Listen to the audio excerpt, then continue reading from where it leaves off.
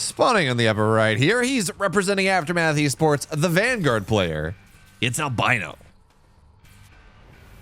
And in the lower left, the teammate, actually team leader of Aftermath Games. It's his opponent, the red Infernal player. This is TheoRy. Excuse you. It's Aftermath Esports. Thank you very much. Oh, so sorry. So sorry. How Put a dare little you? more respect on the name. As an Aftermath enjoyer, I will ask you to please improve yourself.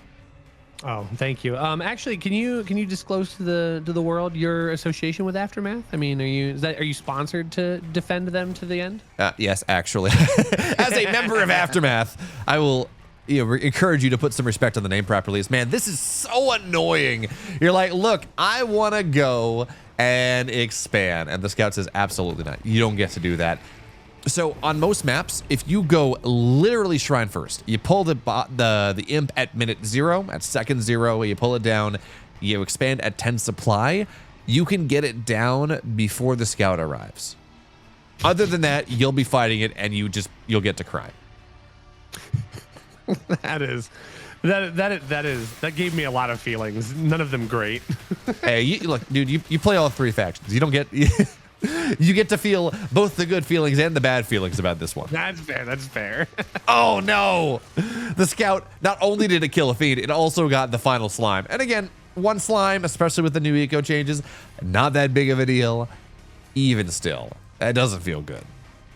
It's an emotional win, and that's something that if you can get that little chip off of your opponent's shoulder as early as you can, it's going to end up being a good thing. But look at this, we've got a much different build path here in this matchup so far. It's a very quick third base here out of TheoRy, actually dropping it prior to the 2-minute 30-second mark. So trying to go step for step with his opponent, who is able to get that command post out very, very quickly, is able to start compounding that with a quick triple barracks into a biokinetics lab. So there's going to be the opportunity for exos, and that exactly is what's going to be popping out here. It's not going to be a ton of lancers. It is going to be into that mixed up army. Yeah, I was going to say, what's also emotional damage? Faster economy and being able to power build your natural and having it done so fast. Yeah, I do feel like, and again, the meta is very new. I'm not sitting here balance whining. We got that all out the door with Celestials.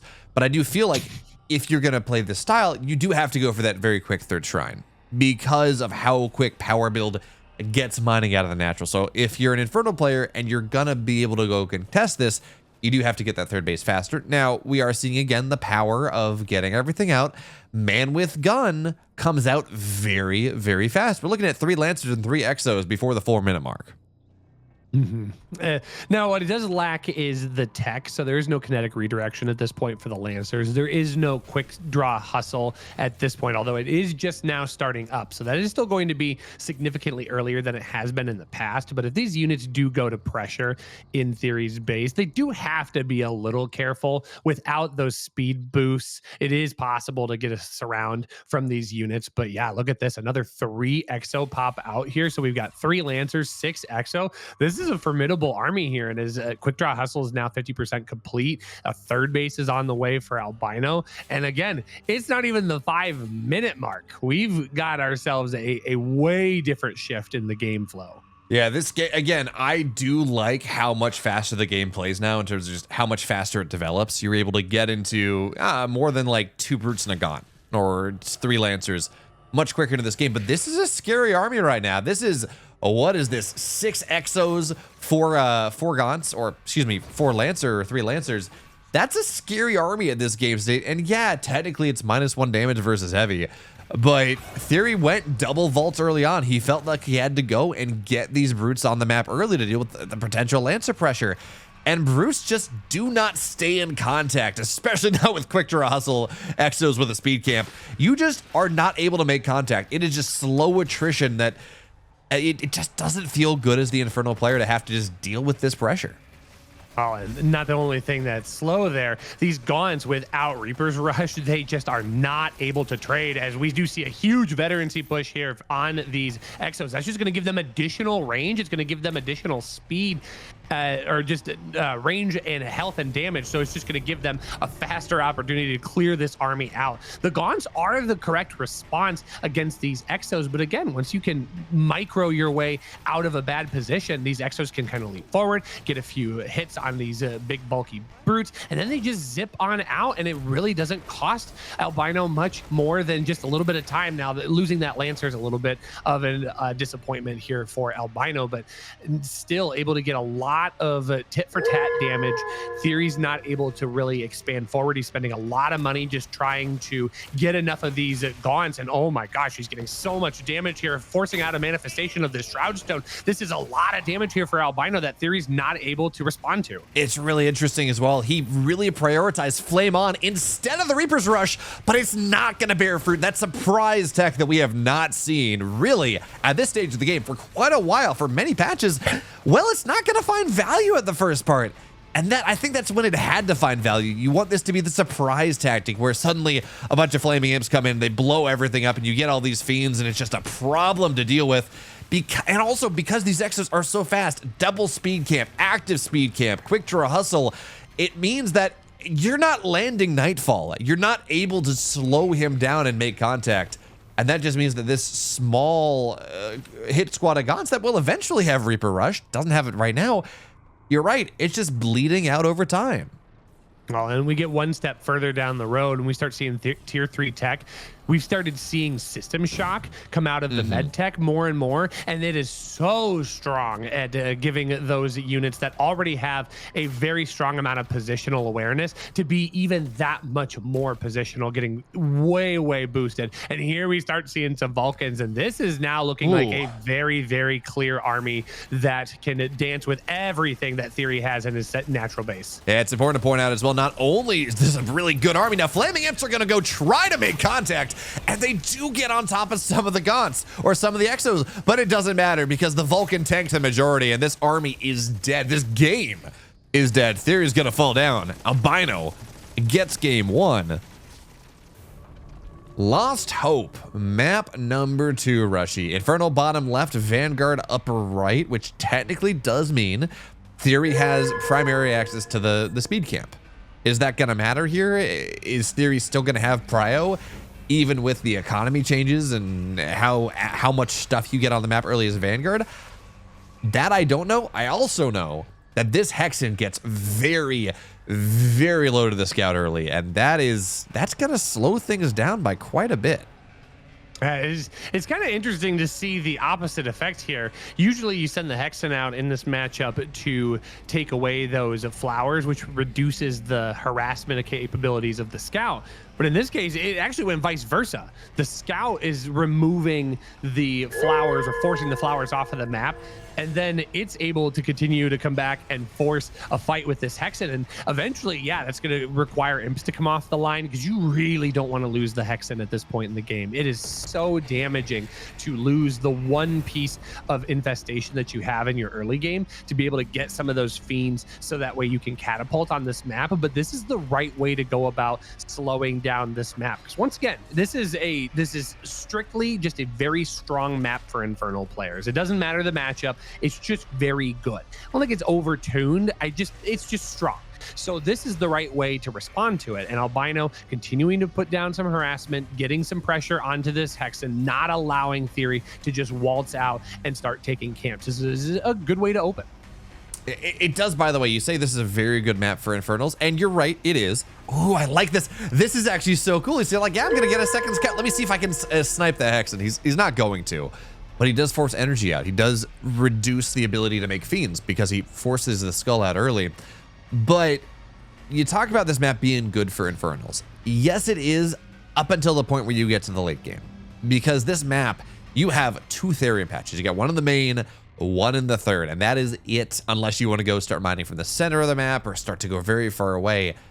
And Infernals are very Therium dependent, especially with the new economy changes. So it kind of hits this point where like 2 or 3 base Infernals can be pretty strong, but if the game goes to a much longer macro game, that can be a little bit more difficult. And Professor Wannabe as saying not live? No, absolutely live. I'm in living color even. Okay.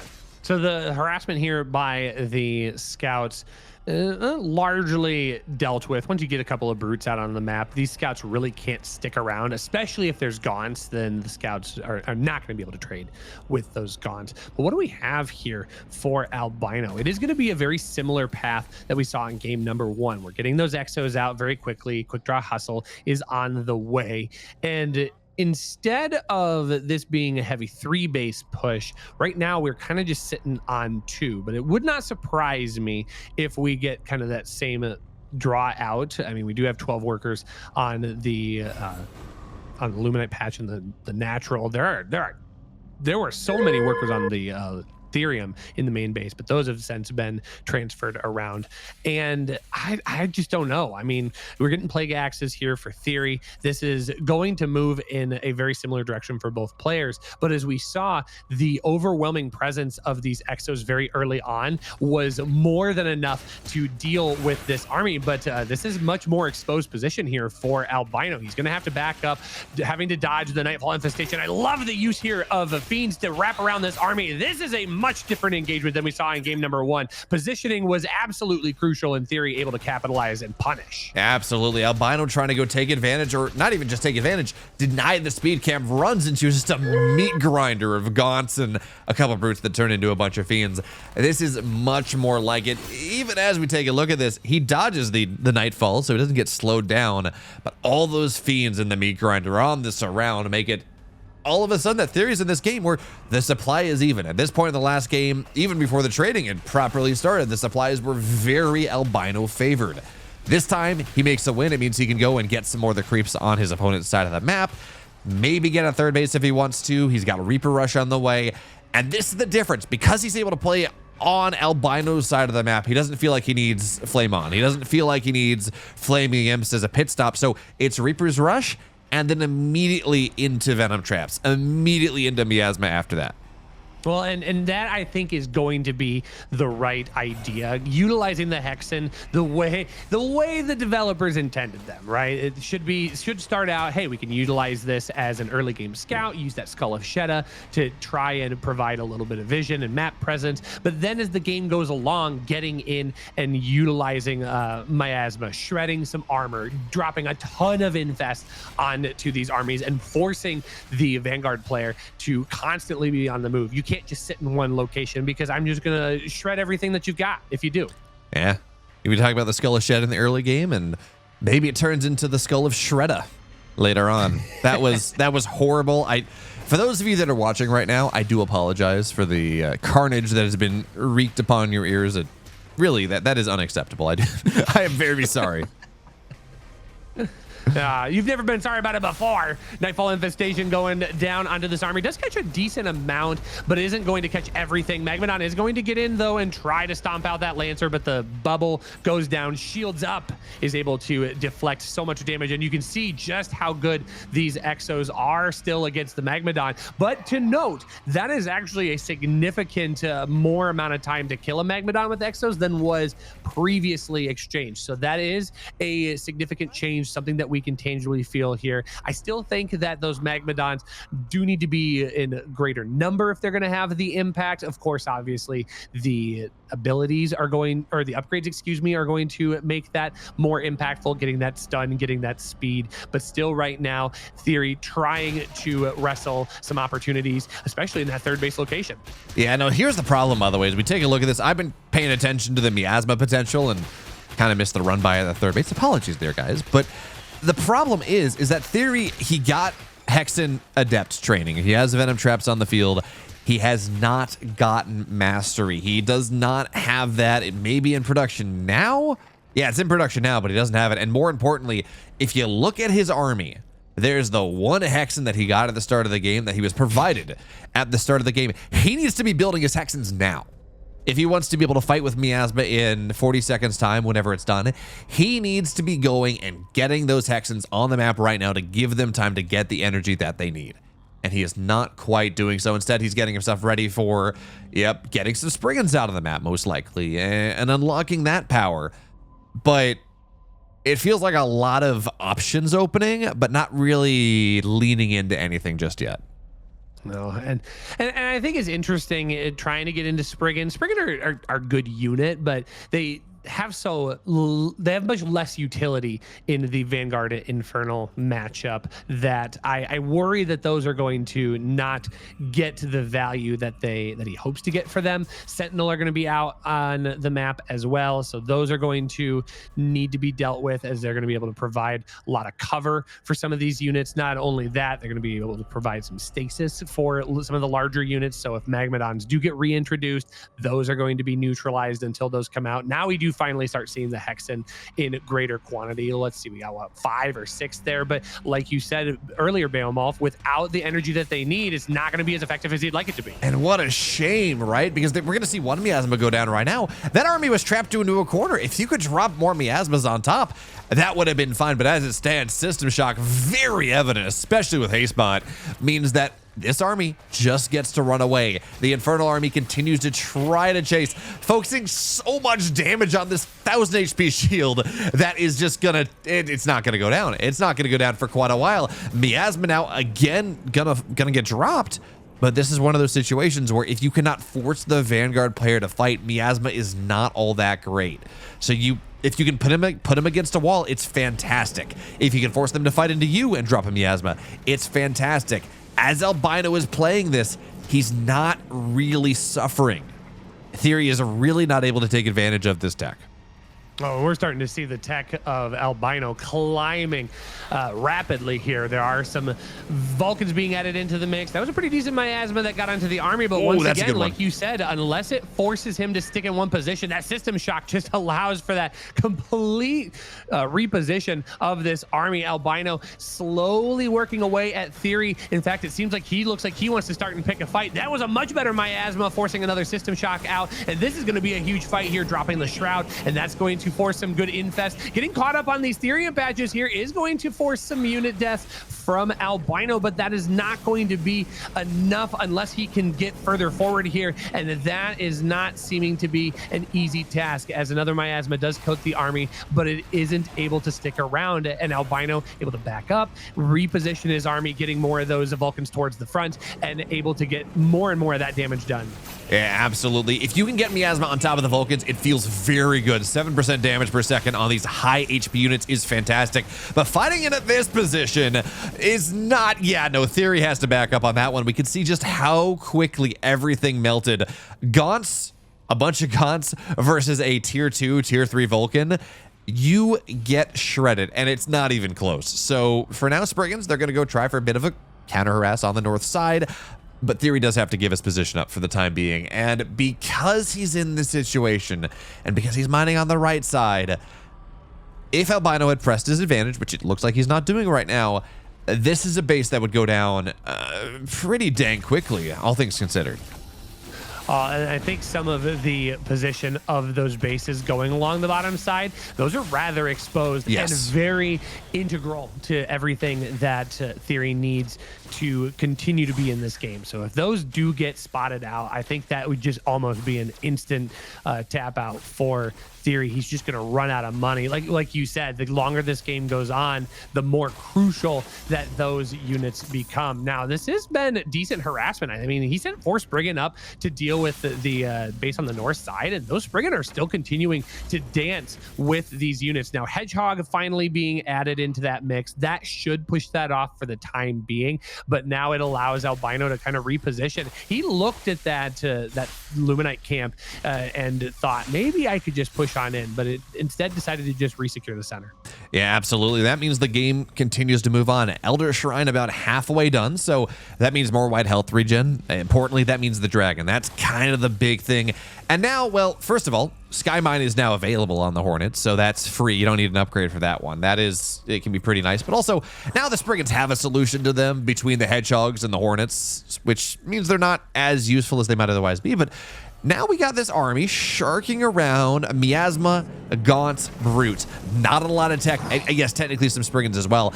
Not a lot of tech for TheoRy right now. And it looks like he might have gotten the Dragon up based on the money. He's got a ton of Animus though. And now with Graven on the field as well, the sticky bombs, not only are they doing damage, not only slowing down, they're reducing massively the damage per second.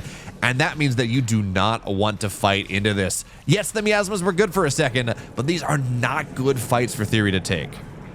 Well, you have to give props to Albino doing a very, very good job keeping these Vulcans spread out. They do, of course, fire in a straight line out in front of them. So if you can get a decent spread and not focus all of your Vulcan fire in one spot, especially against these very squishy Gaunts, they will deal infinity damage to those units. And you can see how just impactful the sticky bombs are alone here. They get so much splash damage and force so much vulnerability onto these Gaunts, eliminating their white bar health and just limiting their ability to stay in the zone. And now suddenly TheoRy is forced to fight here against Albino, who had a pretty decent position but decided to back off, and once again wants to spread out, wants to be able to get those Vulcan in a position where they will deal the absolute maximum amount of damage possible. But I think Albino is letting TheoRy get back into this just a little bit. I think he's playing very safe, but you of course never want to under prepare for an infestation-based army that could easily snap on you if you're not very careful. Dude, this new matchup, this new version of Vanguard versus Infernal, at least on Lost Hope, you know, we're going to have to see what it looks like on every map. But this is so cool. Between the economic changes and the miasma change and everything else, like, this matchup is action-packed. It's positional. It's fraught with multitasking. Maybe not as much harass as we would be used to for StarCraft or something, but it is so very cool right now, and I am loving this. Albino keeps trying to poke in, right? Play around System Shock, play around Nano Swarm, play around his high-powered units, but he knows he can't really take a fight because the miasma is there. So it's all about poking and prodding and forcing resources out from your opponent. And out there, he's caught in a choke. This is not the fight, TheoRy. Not the choke like that. You gotta run. But because he was able to push forward with all of his Hexens, those miasmas got a ton of value as TheoRy ran, or as Albino had to run forward, had to run backwards. Not a great fight for TheoRy, but still able to punish Albino a little bit.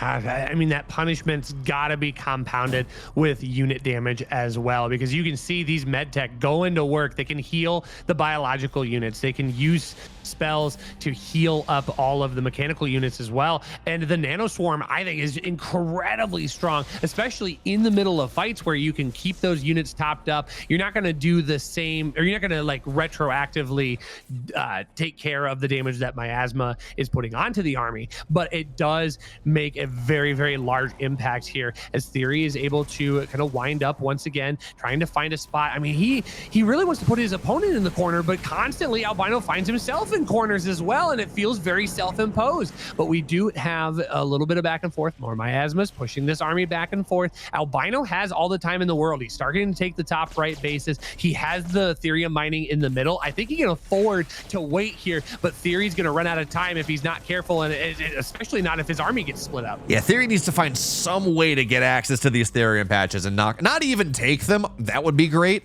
but to shut down his opponent's Therium mining, because that is the issue right now. Luminite income, pretty similar, but TheoRy cannot afford the Therium, so he's going to dive in right now. The Sky Mines do an absolute number on all these Spriggans. Should point out, though, the Dragon's out now. That means double Fiends. That means Infest is more powerful. It means 90 damage a shot against whenever the Dragon decides to target it down. But look at this. I can't even have it on my screen. This arc from Albino is so hard for TheoRy to fight into. The miasmas, though, trying to do something, but the Nano Swarm is keeping everything alive, and the sticky bombs as well. This concave out of Albino is beautiful, and there is nothing that TheoRy can do about it. He's going to get forced back home. Albino has found his fight from all the positional play, all the map control, and at 300 supply to 189, there is not a lot that TheoRy can do anymore. These Vulcans, the Hornets, the Nano Swarms keeping everything alive are just shredding TheoRy here.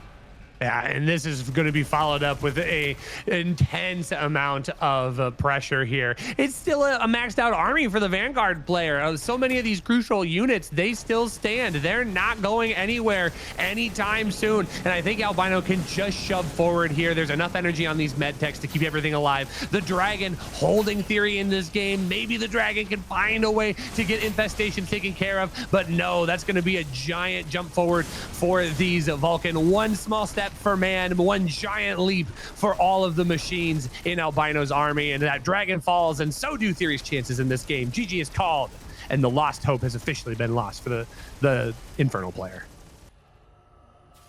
So, Ruination, map 3, Rushy, and as we were saying in the break, 3 Therium deposits for your first 3 bases. You can actually afford your tech. It's a beautiful thing.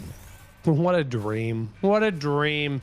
Now, I am going to make sure that we express that with the change in Ruination, you talked about how the map used to be a lot darker.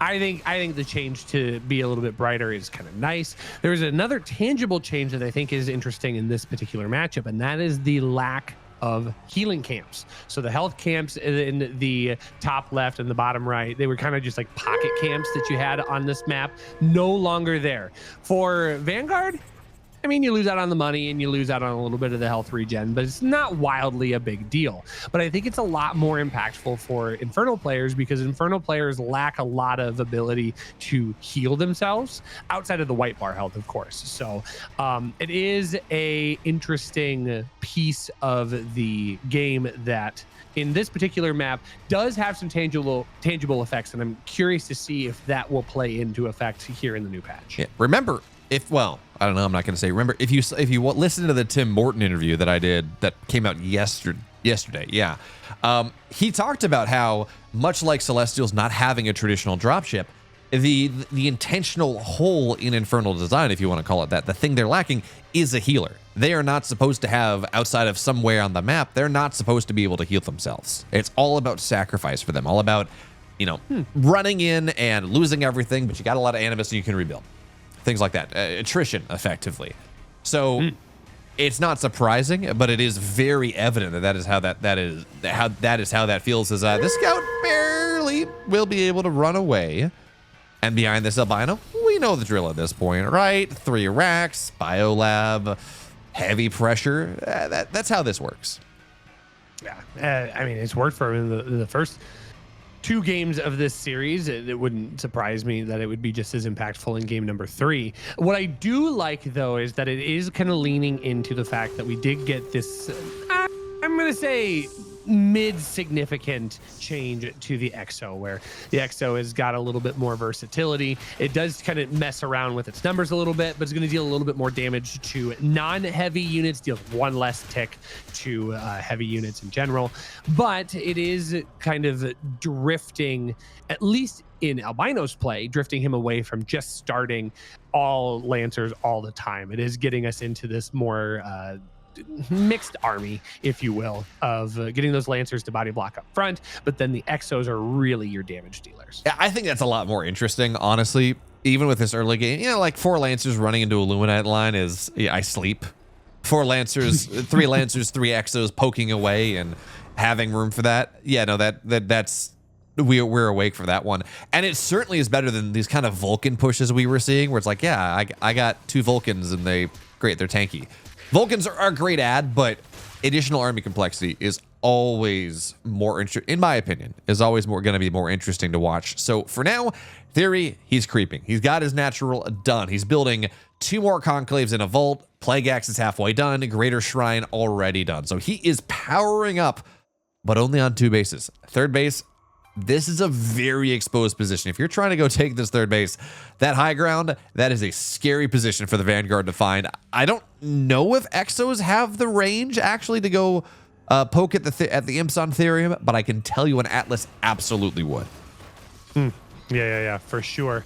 So that is kind of the risk and reward of that third Therium camp base. You do get a Therium camp up at the top, though, so that's going to be kind of nice for Theory as he is trying to wind himself up. The tech direction that we're going into is just going to be additional Conclave added in here. So I'm imagining we're going to get into a very similar position as we did in game number 2, where we're going to see Hexen brought into the mix. We're already getting that adept training for Hexen, so Venom Traps are going to be available, but largely, that might actually be one of the things that held Theory back in game number 2, is that you just didn't get to that point quick enough. So maybe kind of righting some wrongs in game number 3, jumping in, getting that Hexen tech up earlier, getting the Hexen count maybe a little bit stronger, but definitely including more gaunts. Yeah, this is actually one of the things that I love about, say, hey, we're going to run a tournament the day after the patch. That changes things massively. And what it means is it means that these players, as we're watching them play right now, are figuring things out. They don't know.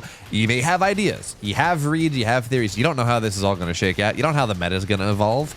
You're trying things out. So this build that we're seeing from Theory, we saw Vortex do this back like early access launch. He was doing double chamber for Miasma and for Gaunt upgrades, and that looked pretty good for him. Vortex was very good in this matchup. In fact, he had like a 93% win rate, I think, something insane like that. So Theory's like, yeah, you know what? Miasma's really good. I also want Reaper's Rush.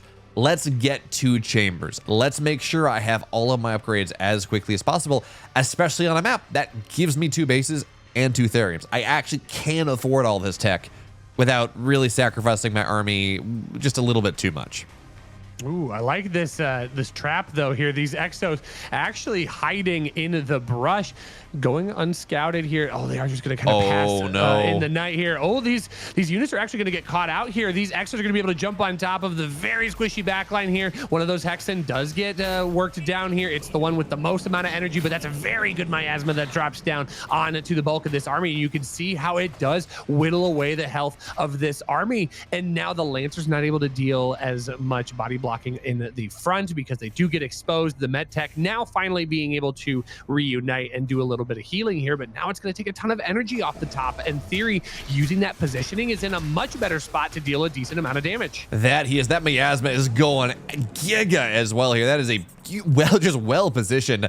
And the trick is, if you're able to fight yourself in a position like this, you can force the Vanguard to fight into you. You can force them to fight potentially into these miasmas. It's not easy. This army is intensely mobile, but remember, there is no way System Shock is on the map just yet. You got Quick Draw Hustle. There is Connect Redirect. You just do not have the time. System Shock is a tier 2 ability, but it takes a while to bring up. So instead, we're seeing Infest applied across everything. We're seeing these miasmas used with tremendous effect, and just also a couple gaunts harassing the Luminite line. Now, of course, with the Buzzsaw Cannon there, it's not easy.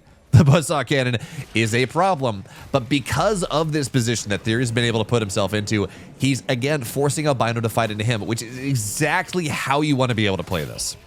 Oh, and one thing that's working out really well for Theory is he's able to just jump on top of this army. Wow, this is a ton of damage as the medtech are now starting to become the targets of this harassment here.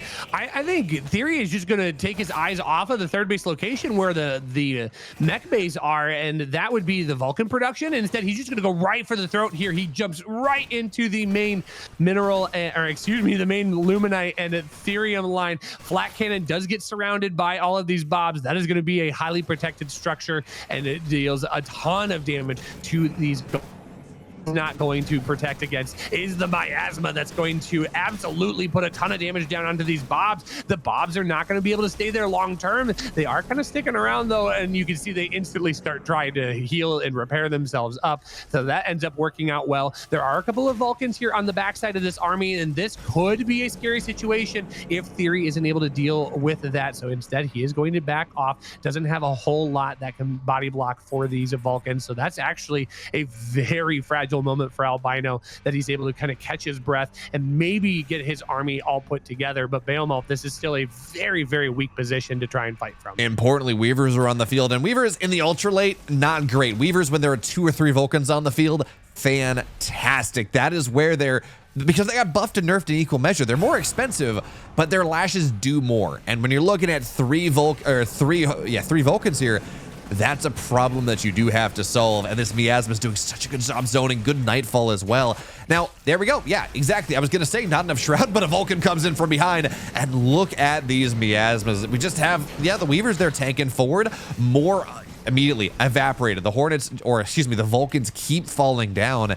And because, I keep saying this, because TheoRy keeps forcing Albino to fight into him, well, this is a much better position. I love the just 5 or 7 skulls. I don't know exactly why this is. I mean, I know you died to a meme build of about 100 skulls a long time ago, Rushy. I don't think that's what this is. This is just its vision. You can apply Mass Infest to a bunch of things, and realistically, probably just a little bit of a misclick. You didn't have to call me out for that. GG is called, though. Yeah, man. No notes. 10 out of 10. So, talking about things with notes is the fact that I'm gonna get community noted for what I said in the break, which is it's a small map. Well, we're cross spawn, so this is not all that small. Furious Resolve, bottom left, upper right, speed camp notionally, again, because your cross spawn notionally doesn't really impact any one player. Theoretically, probably a little bit better for Vanguard because you have a little bit more map control after, say, 3 minutes. But again, we are figuring things out. We don't know how this works. Notable Shrine First. So I think our first Shrine First build of the evening. Or excuse me, morning, because it's Stormgate Sundays. My apologies. Yeah, there we go. Didn't mean to confuse people. But yeah, first Shrine First here, and it is also going to be matched with a command post first, which that is not strange to this event. We've seen that a couple of times, but with this being cross spawns, with this being larger distance to try and cover for either player, I like that option for TheoRy, trying to just get that economy going. I mean, we've already talked about how the imps and the Bobs are getting a similar boost to the economic power in this patch. I think it's even better if you just get more of them, right? Because then it's just going to give you more purchasing power down the road. So still probably going to lead us into a very strong early game here, as we are now getting that first Iron Vault put onto the map. It is going to be Brutes once again. I'm just curious at the idea behind getting that Iron Vault. I know that's just kind of been the stock standard open against Vanguard for a while, but with the bigger shift into exo production, I just wonder if those Brutes are going to have to take a back seat as we go forward. Well, I think it's just because if you don't have Brutes, Lancers run through you. It can be very simple calculus sometimes, where it's like, yeah, great. As by the way, I realized that the Maturino overlay should go up there. Oh, thank you, Sword, for adding $5 to the prize pool, or $7.50, something like that. But importantly, because if you build a bunch of gaunts and you don't have any Brutes, there's nothing to take for the Lancers, and even if it's only 3, they will run right through your gaunt lines. Believe me, I've tried. You're like, great, I'm building the fun unit, and then those great big glaives, which are not even glaives, but what they call glaives. Well, actually, no, those are actually glaives. Anyways, they just annihilate you. Yeah, that's fair. That's a fair way of looking at it.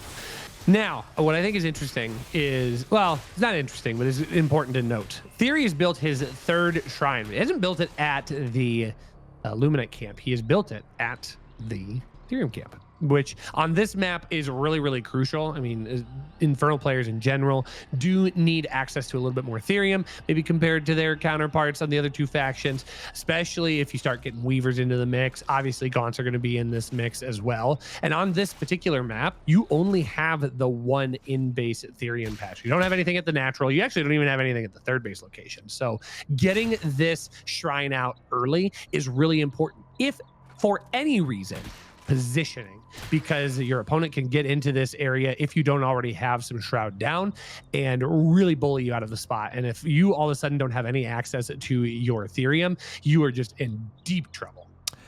That you are. By the way, Breaker at gifting 10 subs to the community. Thank you so much. And someone also added another $50 to the prize pool. So now $65 in the prize pool and 10 gifted subs is a great way to get ourselves into game 4. If you're just tuning in now and you did not watch game 2, go back and watch game number 2. It is one of the best games of Stormgate that I have seen played, and I've seen some pretty good games. But going back to what you were saying, Rushy, it's also just this fact that getting access to triple Therium early on as an Inferno player is just about a dream. There is nothing you want more than getting access to this tech early on, because that powers your double ritual chamber. That powers so many important things. As for right now, this is a little scary. Quick draw hustle's done, and some imps, not all of them, but some imps are falling down a little bit.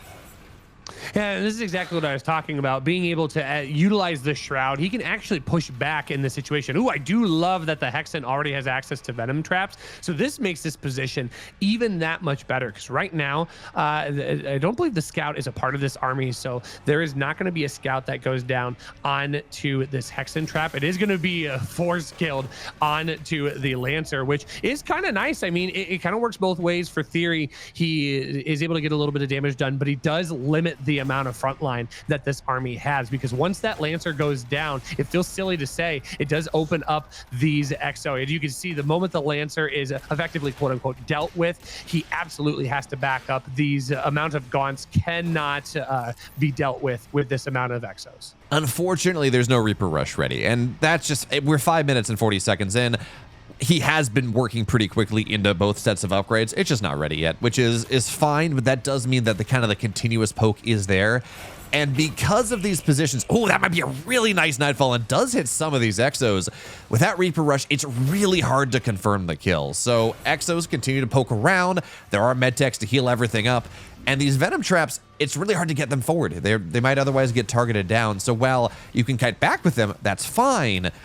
Eventually, again, you're not getting the contact that you want, but Reaper's Rush is clearly done now. And look at what TheoRy is doing the moment Reaper Rush, the moment he has that 20% speed boost, jumps right on top, gets on top of these units, applies Infest on top of everything.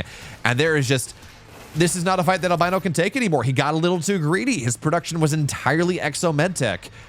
And you talked about without the Lancers, you get jumped on. And I think this is a more impactful moment for TheoRy than I think he even realizes, because behind all of this, Albino was able to secure his third base. He's got full saturation at that Luminite patch on the north side, and now suddenly we've got a high command coming out, so tier 3 on the way for the Vanguard player. Yes, that is an army that you're not happy to lose as the Vanguard player, but it allowed you to get so much further in your economy, because now we've got a scrapyard going down on the left side as well, so there's a double Therium patch that's being accessed by the Vanguard player, and it's only now that a third base goes down for TheoRy, and his Infernal economy is not going to take off the same way that the economy of the Vanguard player is right now, and unless he's able to capitalize on this siege camp at the center of the map, I think that's going to start getting away from him. So this is going to be a really big moment. Yeah, it's kind of one of those situations where I understand why he delayed his third base. The pressure was there. You can only, if you're going to get 3 shrines, it's probably better to get them on Therium than it is to get extra Luminite. But the moment that defense happened, I kind of expected to see him just go double expand. He's not, and there are good reasons why he's not, with how much tempo exists on the map for Albino right now. But it does surprise me a little bit. Another thing I hadn't considered as we take a look at this is generally these siege camps are not great. But between the positioning of the miasma and between the power of the siege camp, it actually can be very nice.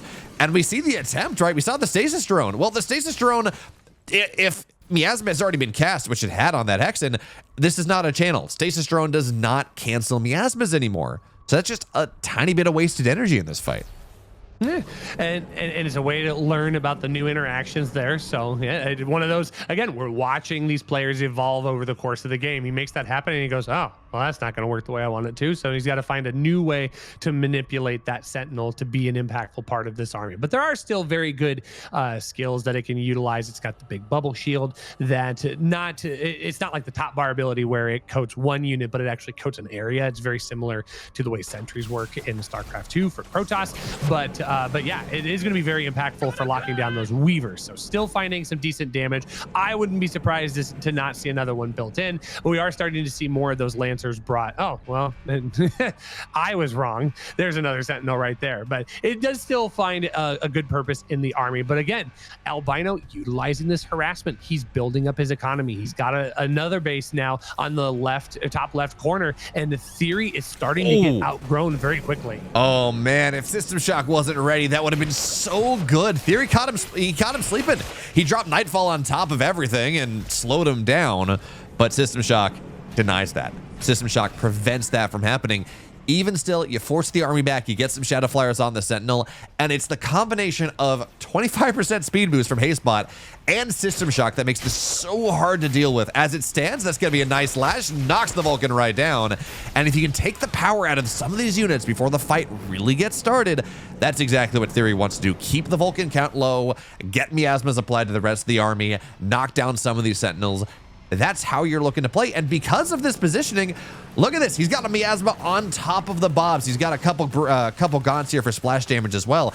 This is reasonably good harass. And if he can force his opponent to go defend this, which is what he wants to do, this is when you jump on top of him.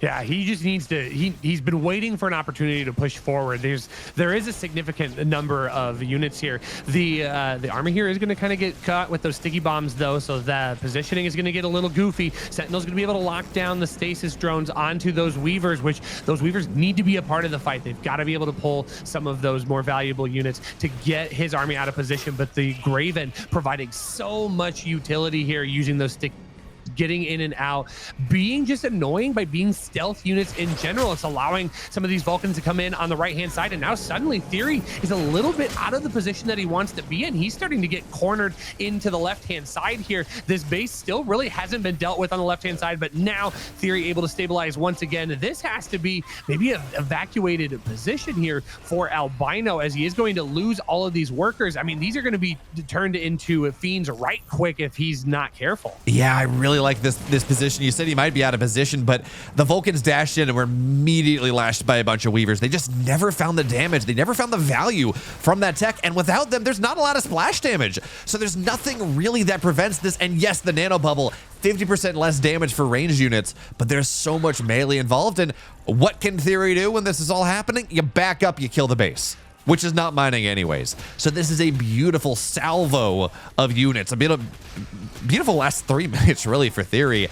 And it all started because he was going to go try to take the base that his opponent wanted to take. That's now dead. There is, of course, a random sentry post trying to take this base down, but a manifested Shroudstone probably handles that. TheoRy breaks the base. Albino, though, bottom right side, he's got another, excuse me, 2 more where that came from. And Ariel has pointed out here, it's 75%, not 50% on the bubble. Excuse me. Ooh, okay, that's a very good sticky bomb on. Ooh, God, that Graven picked off all of those fiends. That is a nice little grab here, but it's going to come at the cost of his entire army on the north side.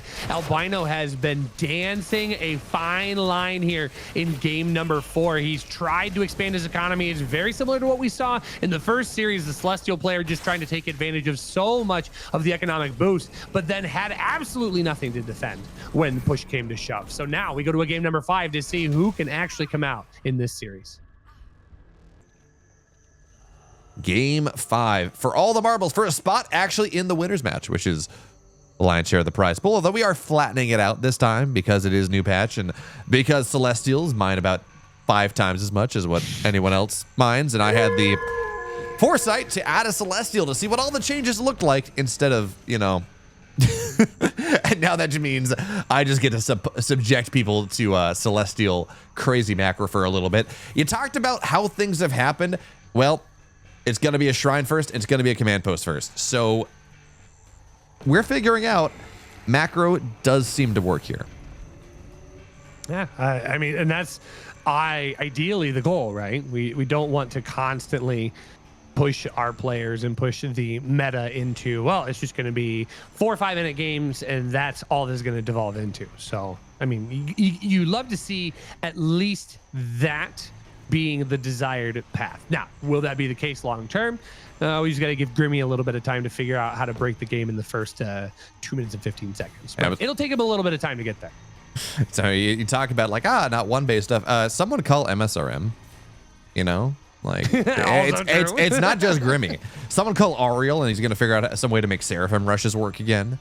Which it's funny because Seraphim have technically been buffed, right? They do an additional, they do 1.5 more damage to creeps and they take less damage to creeps, but creeps matter a lot less into the game. So it's probably a net nerf overall, and you get more units out, which means more anti-air out, which means Seraphim are less useful. So despite them being buffed in numbers, technically they are, I think they're probably pretty nerfed in the way things are going. Yeah, and that's going to be balanced over the course of time. Now, what I think is interesting is the still big push towards a third base here, especially on a secluded grove. The distance to get like a Vulcan or two through the trees there is much shorter on this map than on the previous map. So being able to harass that base should be a top priority for Albino. It would not surprise me. I'm actually a little sad that the scout isn't running up to try and cause some harassment up at the health camp. I think it's a little bit too late at this point, but it is going to get in there. It doesn't find what it needs to, though. So gets out, is able to save itself, but doesn't find any damage or free resources. But once again, here we are. 3 barracks in a biokinetics lab is just like a match. 4 or 5 barracks? Wait, this is going to be way more pressure. Yeah, this is what we were talking about at the top of the show, where it's like, you know what?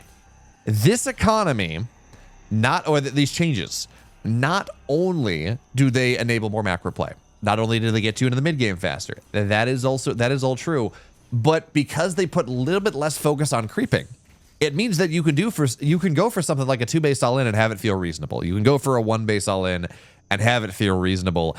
And in this case, 5 racks on 2 base is a lot of Exos and a lot of Lancers, and it will be something that is very difficult for TheoRy's 3 shrine opening. Likely, I don't know, this is new, but likely, based on the rules that we know of how RTS works, difficult for him to deal with. Well, and if it's going to be a largely gaunt army, which right now it seems to be the case. Oh my gosh, look at that. 1, 2, 3 conclave going down, and Ironvault.